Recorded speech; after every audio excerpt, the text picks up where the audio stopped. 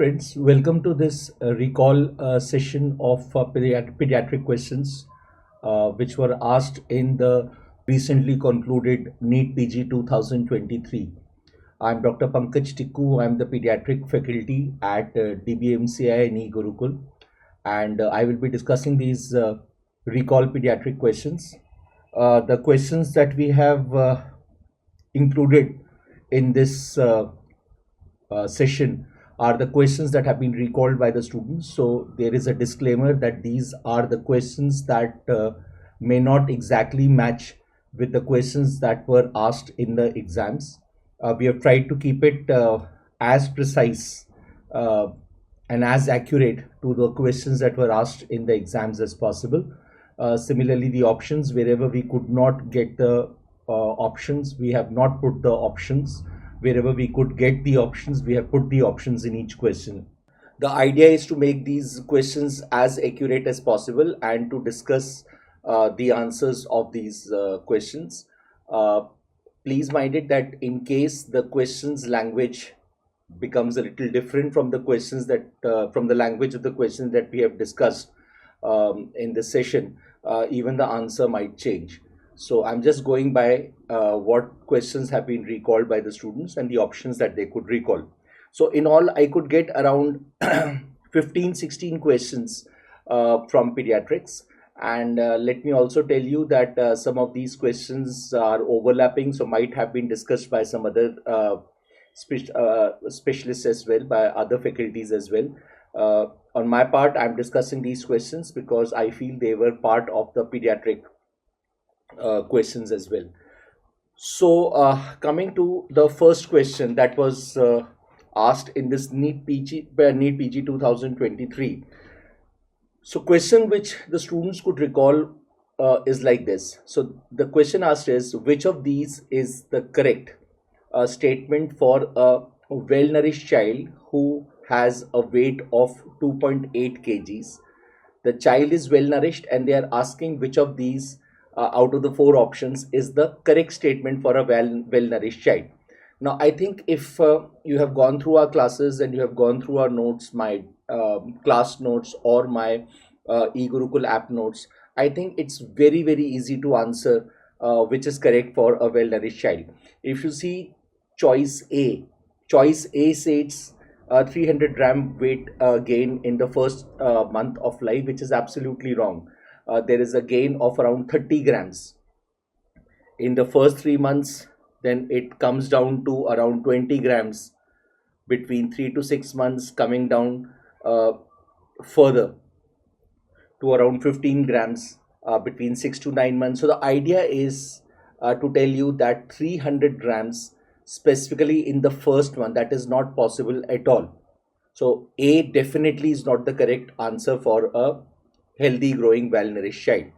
Coming to choice B says 25 centimeter increase in length occurs in the first year. Now this is from my eGurukul app notes, and here very clearly I've mentioned how the length of the child increases, and we discussed that the length of a child at birth is 50 centimeters and the length becomes 75 centimeters at 1 year of age. So there is an increase in the length of about 25 centimeters in the first year. In fact, if you see, I've marked it as a question also.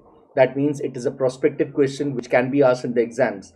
So a total of 25 centimeter increase occurs in the first year of life in any healthy, normal growing child.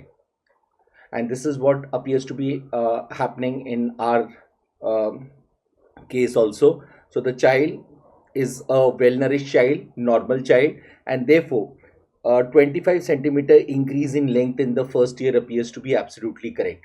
Anterior fontanel closes by 6 months. Well, anterior fontanel in fact is the last fontanel to close, and usually is the fontanel which closes by about 18 to 24 months of age. So this again is an incorrect option.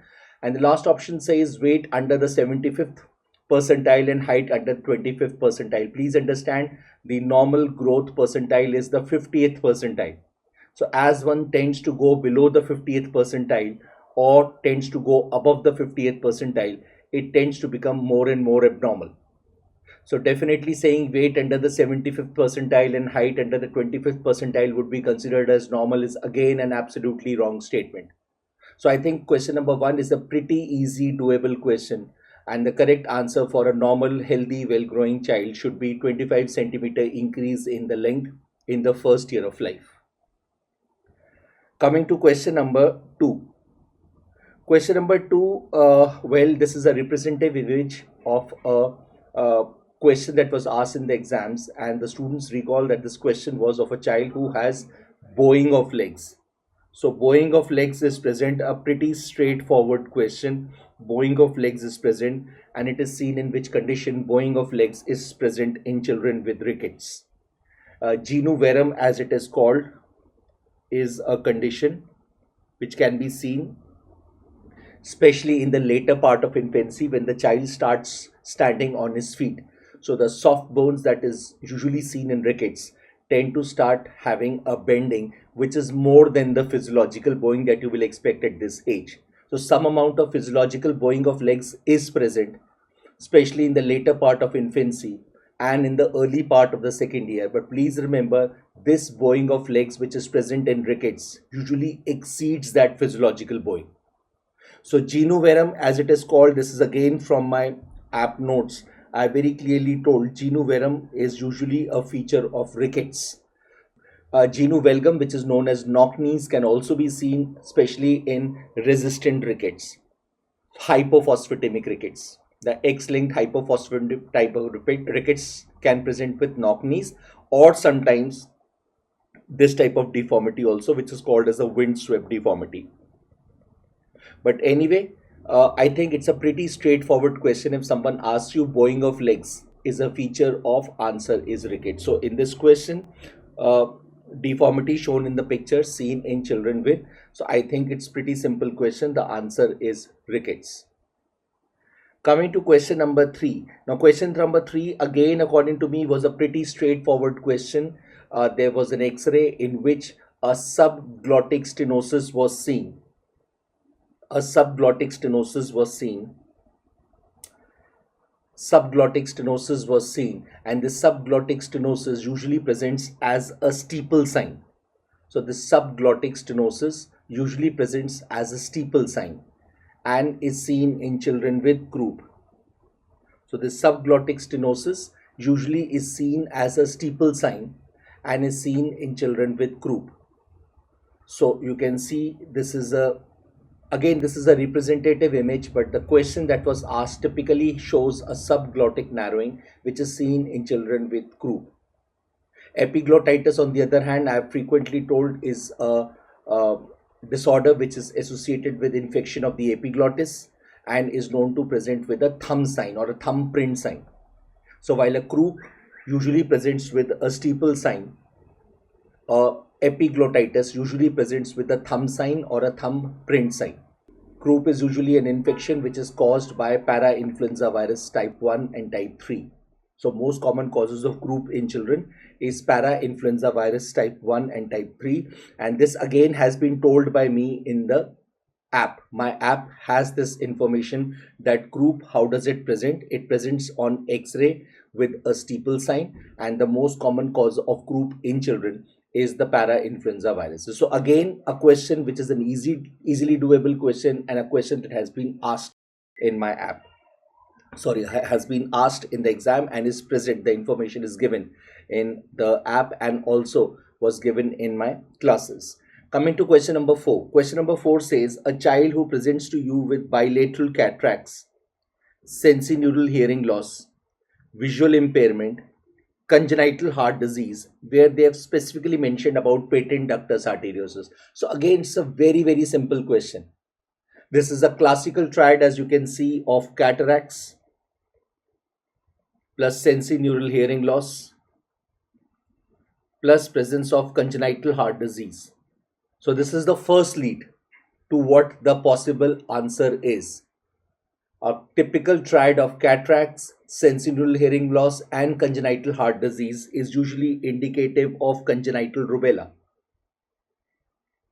And another lead to this is they are saying patent ductus arteriosus. Patent ductus arteriosus, again and again, I've told, is the most common congenital heart disease that you expect to be present in children with congenital rubella syndrome. This again is information given in my app. So I've discussed about congenital rubella syndrome. This is a screenshot from my app, and I very clearly told that the classical triad of congenital rubella syndrome is cataracts, congenital heart defects, and sensineural deafness. And I've also told that the most common congenital heart defect that you see in a congenital rubella syndrome is a patent ductus arteriosus. So based on this information alone, you could have easily answered this question.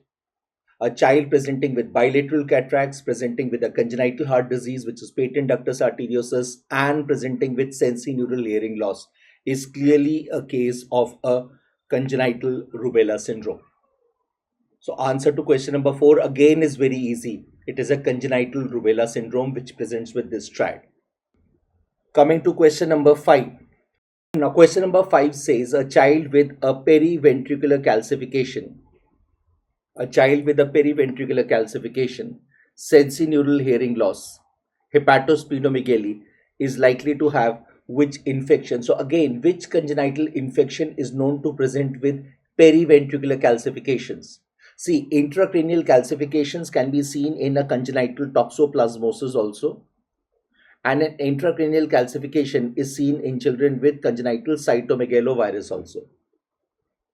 In fact, if I ask you a periventricular calcification, it slightly goes more in favor of a CMV, cytomegalovirus. But to be very frank, a periventricular calcification, especially a nodular periventricular calcification, can be seen in congenital toxoplasmosis as well.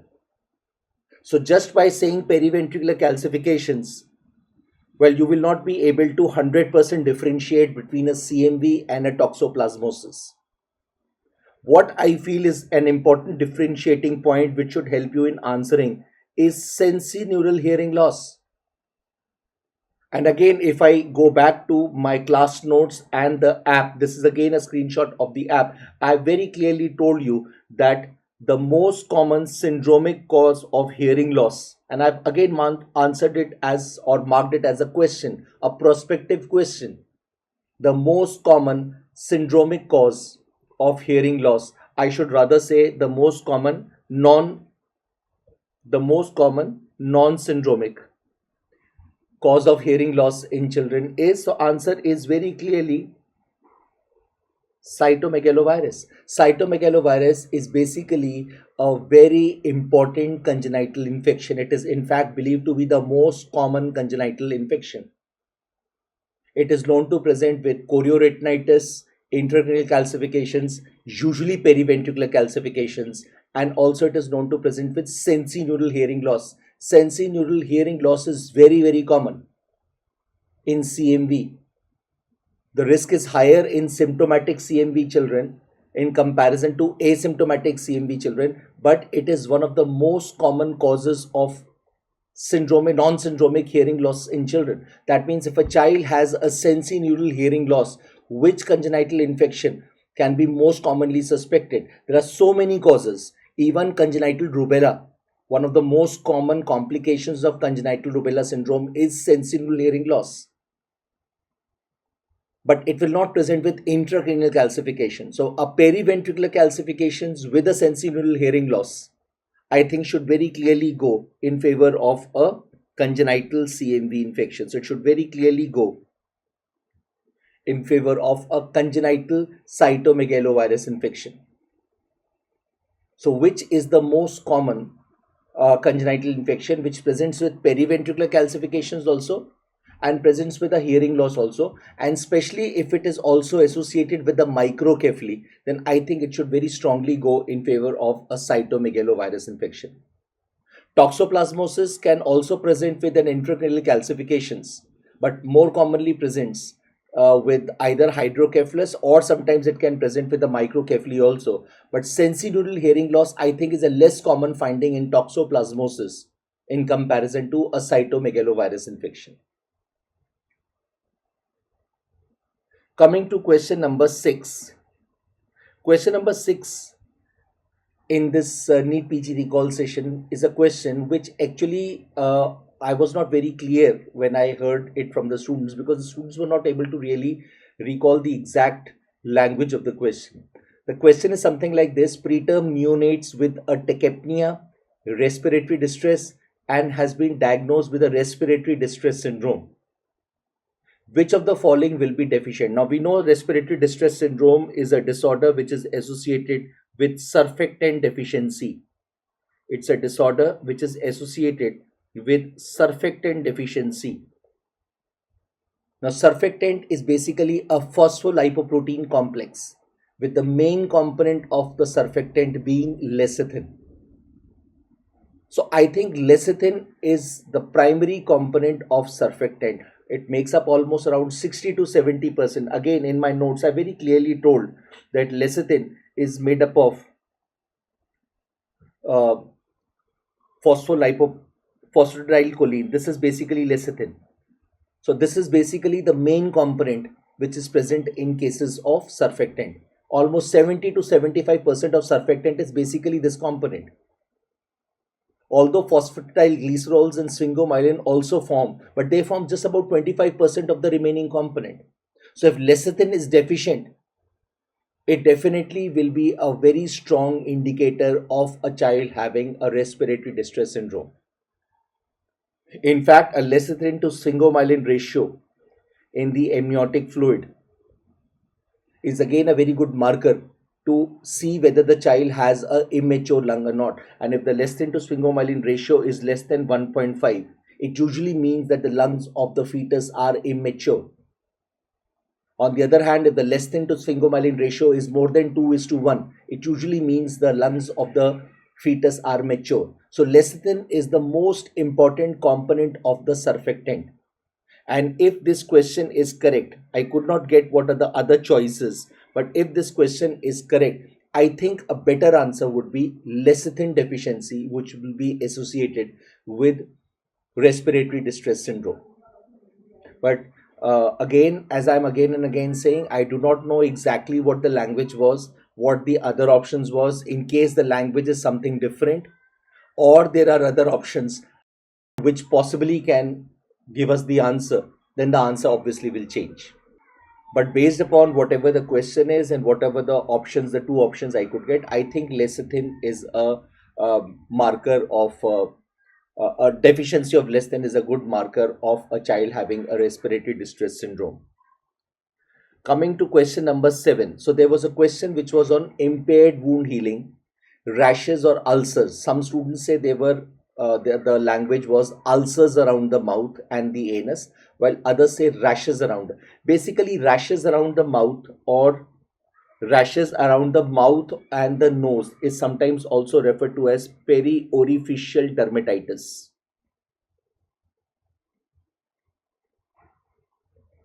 Sometimes there can be a perianal dermatitis as well, but rashes which are present around the mouth and include the nose as well. That type of rash which is seen in young children is a periorificial dermatitis. When periorificial dermatitis is associated with alopecia. Now, alopecia was not one of the findings here, but then delayed wound healing. Delayed wound healing again is a feature of zinc deficiency. And zinc deficiency is also known to present with this type of rashes, ulcers, mainly present around the mouth or around the mouth and the nose, and also present around the anus. These children are also known to have a poor immunity. Dermatitis, alopecia, poor immunity. Then many of these children also have, as I told you, a delayed or a suboptimal wound healing. Copper deficiency will not present with this type of a picture. Copper deficiency in children is more likely to present with a neurodegenerative disorder in children, which is known as the Means disease. But this type of presentation of a child having rashes around the mouth, perioral or periorificial dermatitis, along with perianal dermatitis and impaired wound healing, I think should very easily tell you the answer that this is likely to be because of zinc deficiency in children. Coming to the next question, which is question number 8. Question number 8 according to the students, is a question which again is a very simple question: gum bleeding in scurvy. So scurvy is basically vitamin C deficiency in children.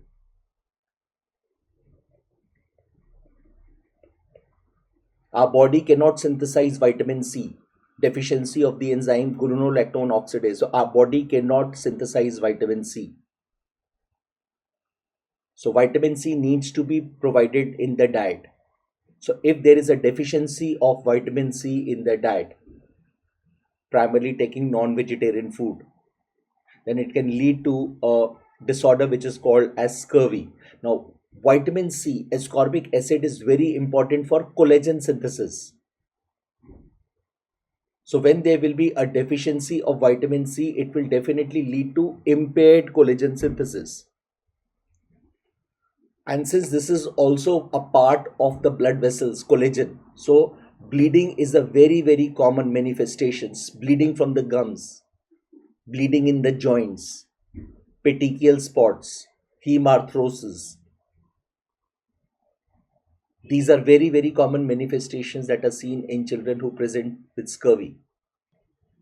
And primarily the reason for vitamin C deficiency leading to impaired collagen synthesis is because of the role that vitamin C, ascorbic acid, has in the development of normal collagen. So when there will be a deficiency of vitamin C, obviously it will lead to impaired collagen synthesis, which is the major cause of bleeding that happens in these children. Then question number 9 was a question on black urine on standing. This is a metabolic disorder which is very clear. Again, if you see my notes, L-captonuria, we have very clearly mentioned L-captonuria. The only manifestation that you have in children is the darkening of the urine on standing. L-captonuria is a metabolic disorder which occurs because of the deficiency of the enzyme homogentic acid dioxygenase. So whenever there is a deficiency of this enzyme, the homogentic acid polymers, they accumulate. So this accumulation of the homogentic acid polymers, particularly in the urine on standing, is what results in the darkening of the urine. And that's please remember, the only manifestation of this metabolic disorder in children. L-captonuria in children does not present with any manifestations in children except for darkening of the urine on standing, which, as I told you, is because of the accumulation of the homogentic acid polymers in the urine. In the adults, this accumulation of the homogentic acid polymers in the connective tissue can lead to the darkening of the connective tissue and even the development of early onset osteoarthritis. But in children, the only manifestation of L-captonuria in children is darkening of the urine. So here they have asked black urine on standing is seen in children with, so answer is L-captonuria, homogentic acid dioxygenase, which because of the deficiency of this will lead to the incomplete metabolism of homogentic acid. So basically the homogentic acid polymers will accumulate. Maple syrup urine disease is not, it's another metabolic disorder, but it is not associated with the darkening of the urine.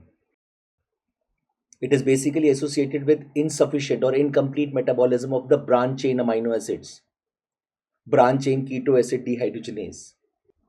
And homocystinuria, on the other hand, is again a disorder which will not present with darkening of the urine on standing. So basically, which is the metabolic disorder which in children is known to present with darkening of the urine on standing? It is L-captonuria. Then a very straightforward question: a child with fever, coryza, rashes and Koplik spots can be seen in the oral cavity. Do we have any simpler answer than this? The answer is measles here. So it's an exanthematous illness which is caused by the paramyxovidevirus. And we have the typical Koplik spots which are seen in children with measles. So after an initial incubation period of around 10 to 12 days, the child presents with the prodromal symptoms of fever, cough, coryza, conjunctivitis. And about 2 days after the onset of the symptoms, there is usually the development of rashes. And just around this time only, just about 1 or 2 days before the appearance of rashes, you have the Koplik spots which appear in Measles. So it is basically an enanthem of measles because it appears on the buccal mucosa. The rashes of measles are the exanthems, but these are the enanthems. So it's very easy, which is the condition which is associated with the fever, coryza, rash along with Koplik spots. It is measles. Coming to the next question, question number 11. So again, this is a question in which they say in a preterm child presenting with a respiratory distress and with a diagnosis of respiratory distress syndrome. So again, I'm not very sure about what the exact language of the question is.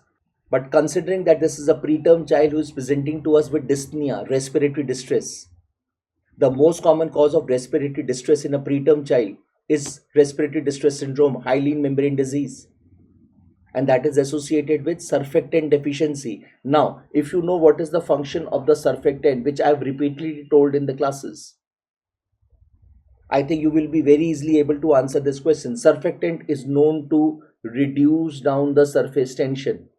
The surface tension of any spherical structure such as the alveoli is very, very high, increased, which causes the spherical structures to collapse. So the basic function of a surfactant is to reduce the surface tension and thereby improve lung compliance.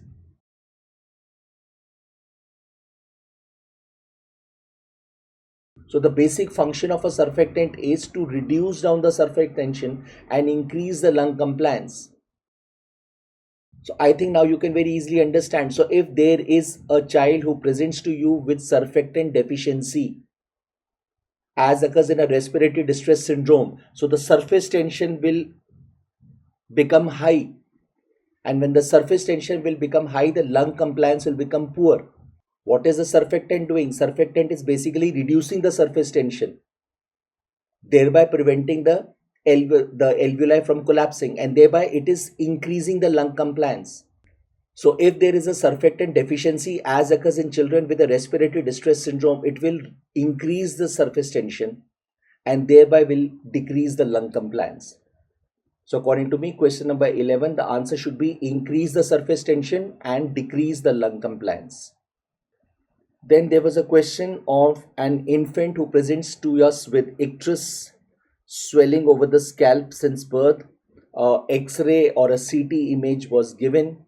The students cannot recall which type of image was given. So again, I do not have the exact question with me, but I just take the clues from two important facts. First, we are talking about an infant. Then we are talking about a child with an icterus. So caput secundum, according to me, is unlikely. Icterus is more likely because of bleeds. So when they will be bleeding, there will be obviously more of RBCs, more of bilirubin.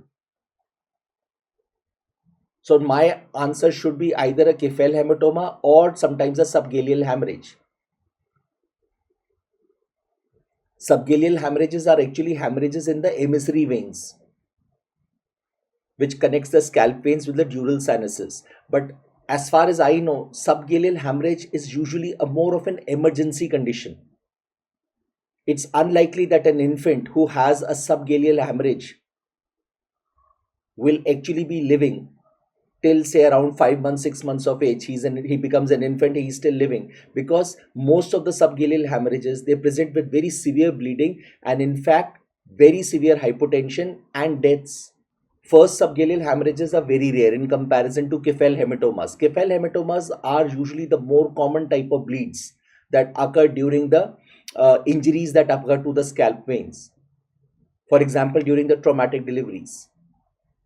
So there is the bleeding that occurs between the periosteum and the bone, which results in the development of a small blood pouch, which is called as a Kefel hematoma. Now, some students say it was also written that the swelling was not crossing the suture lines, was limited by the suture lines, which further solidifies our assumption that this is a case of a Kefel hematoma only, because of the fact that Kefel hematoma, the blood is present between the periosteum and the bone.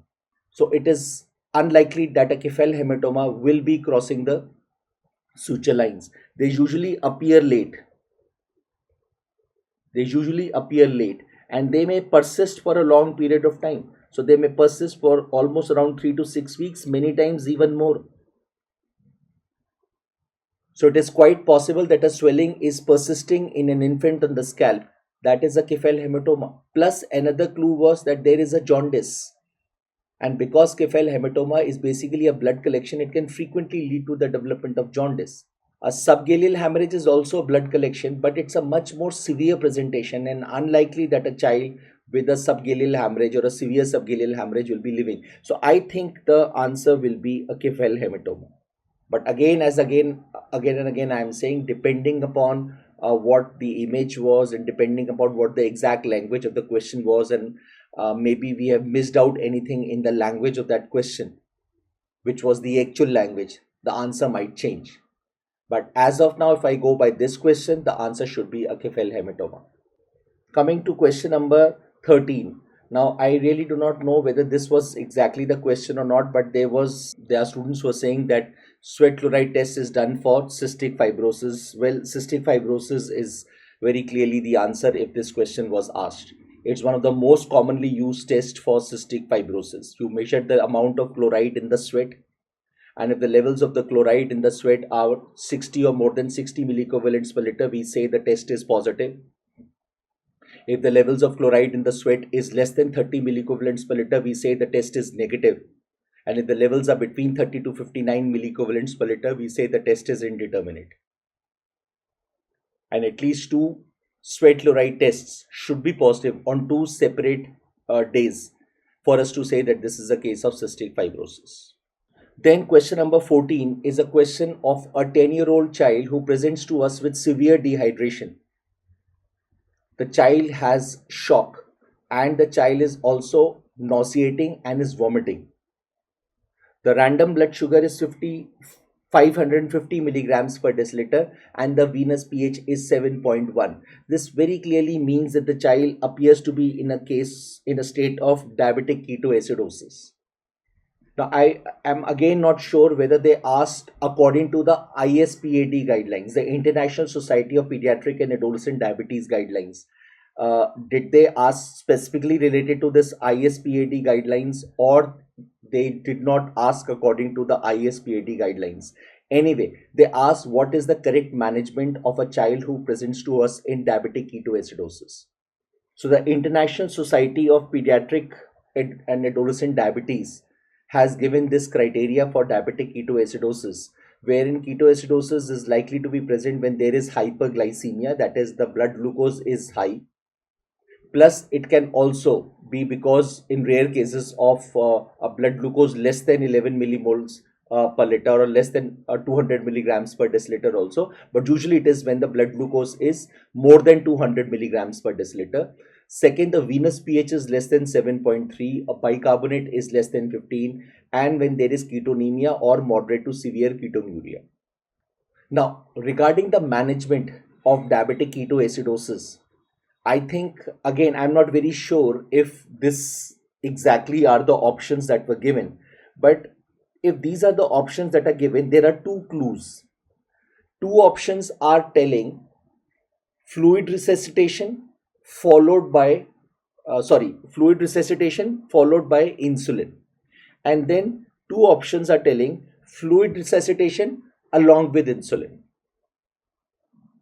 If we go according to the International Society for Pediatric and Adolescent Diabetes, there are very clear cut recommendations that first priority should always be given to fluid resuscitation, and insulin should be started about 1 hour, minimum 1 hour after the fluid resuscitation has been started. So if we go according to the ISPAD guidelines, these two options automatically are ruled out. We will never start insulin with fluid resuscitation in a child with diabetic ketoacidosis. Fluid resuscitation comes first, which usually is always with 0.9% NaCl, normal saline. And 1 hour, minimum 1 hour after the fluid resuscitation has been initiated, then you start insulin. Second, the second rule of the thumb is insulin boluses are usually avoided in these children, especially at the onset of management, because when you start management and at that time suppose you give insulin, you run the risk of causing further hypovolemia or shock in the child, and also may aggravate hypokalemia in these children. So the two rule of the thumb that needs to be followed in diabetic ketoacidosis is that first start with fluid resuscitation, and minimum 1 hour after fluid resuscitation, you will start with insulin. So C and D options automatically are ruled out. Now we have two options remaining: 10 ml per kg of saline to start with, or 20 ml per kg of saline to start with. Now again, this depends upon whether the child is in shock or not. If in the question shock was given, then 20 ml per kg of 0.9% NaCl normal saline should be the treatment of choice. So you start with 0.9%. Now shock is very rare in DK, but in case the child presents to us with severe dehydration and shock, 20 ml per kg of normal saline given as quickly as possible, and within 1 hour of starting the resuscitation with fluids, then moving on to insulin, which is 0.05 to 0.1 units per kg per hour. Insulin infusion. Never give boluses. Boluses are not preferred. Insulin infusion is preferred. In case the child is not in a case of shock, but still has a fluid deficit of more than 5%, about 10 to 20 ml per kg should be given. So according to me, in case there was severe dehydration and shock, I think B was a better answer. So if in shock, 20 ml per kg of 0.9% NaCl normal saline to be started. In case the child is not in shock, but still if the fluid deficit is more than 5%, which means more than mild dehydration, no dehydration, then still 10 to 20 ml per kg of normal saline should be preferred. Within 1 hour of starting with the fluid replacement, then you move on to insulin. Then you start insulin. Insulin to be started at a rate of 0.05 to 0.1 units per kg per hour. Never give insulin boluses, always give insulin infusion. And depending then about potassium deficit, you have to correct the potassium deficit hypokalemia. In case infections are suspected, you have to start antibiotics. Remaining management follow. And then fluid also, initially after giving the bolus resuscitation for the correction of dehydration, then you have to give the maintenance fluids. So basically what I'm trying to again and again say is the two rule of the thumb to be followed for DK management according to the ISPAD guidelines. First is always to start with fluid resuscitation, 20 ml per kg in case of normal saline in case the child is in shock, 10 to 20 ml per kg normal saline in case the child has severe dehydration or fluid deficit more than 5%, and 1 hour after, minimum 1 hour after starting the fluid resuscitation, then you start with insulin. Insulin, second rule of the thumb, insulin never to be given in boluses, avoid, always to be given in the form of insulin infusion, 0.05 to 0.1 units per kg per hour. So based upon that, I think the best answer would have been B. Then there was question number 15, which says, which of the following vaccines do you recommend for a 10-year-old child according to the national immunization schedule? So again, the national immunization schedule, you can very clearly see at 10 years the TD vaccine with the small d is given. So that is usually the small diphtheria dose that is present in small d capital T in comparison to capital T, which is the higher dose of diphtheria toxoid. So never use capital T after the age of 7 years. So after the age of 7 years, we usually give a small d capital T vaccine. So therefore, according to me, since he's asking for 10-year-old child, I think DT should be the best vaccine that should be given at this age group. Then question on a baby with pale stools, rising conjugated bilirubin, and ductal hyperplasia and fibrosis. So any child or an infant who is presenting to you with pale stools, a high colored urine with the pale stools usually means that the child is in a state of cholestasis. So we call it as neonatal cholestasis. A combination of very dark colored urine, pale stools, especially when it is associated with a hepatosplenomegaly, usually very strongly indicates a neonatal cholestasis. Now, the diagnosis can be confirmed if the conjugated bilirubin is increased after 2 weeks. So, persistent conjugated jaundice after 2 weeks will confirm that this is a case of cholestasis. Now, so this is a case of cholestasis. Now, the question is, if there is a ductal hyperplasia, which you can see on biopsy, will it indicate an intrahepatic or an extrahepatic cholestasis? Because Dubin Johnson's, rotors, neonatal, they all are causes of intrahepatic cholestasis. Extrahepatic biliary atresia, EHBA, extrahepatic biliary is an example of extrahepatic cholestasis. Please remember ductal proliferation or bile plugging of the ducts, ductal proliferations, or sometimes portal expansion, and there are bile plugging of the portal tracts. They all indicate, they are very, very good, reliable markers of extrahepatic obstruction. You can see this again is in my notes, in my app notes. You can see my pediatric app notes. I've very clearly mentioned that whenever there is ductal proliferation along with portal tract expansion, it usually means a biliary atresia, which means an extrahepatic biliary obstruction. So again, it's very clear. If you have gone through these notes, it's very, very clear that any child who is presenting to you with a conjugated jaundice has cholestasis. And when there is ductal proliferation, hyperplasias, it usually means more likely to be a case of extrahepatic biliary atresia. The other three are causes of intrahepatic obstruction. So this is more likely to be an extrahepatic biliary atresia, which is considered to be quite a common cause of cholestasis in children. So these were the questions which were there in pediatric recall session today.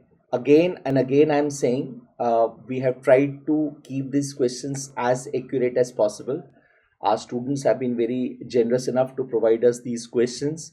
I have tried to keep the options as near to the exact questions as possible. But in case the language of the questions were different from the language that were asked in the exams, the answer can be different, right? But I hope that with this you have now quite a fair bit of idea how well you have attempted your pediatric questions, and I'm 100% sure this is a paper in which at least the pediatric questions were very easily doable if you have gone through our class notes and if you have gone through our my pediatric app properly, because nearly everything, as you can see, is from our class notes and from the pediatric eGurukul app. So with this, I thank you very much for being a part of this session, and thank you very much and goodbye.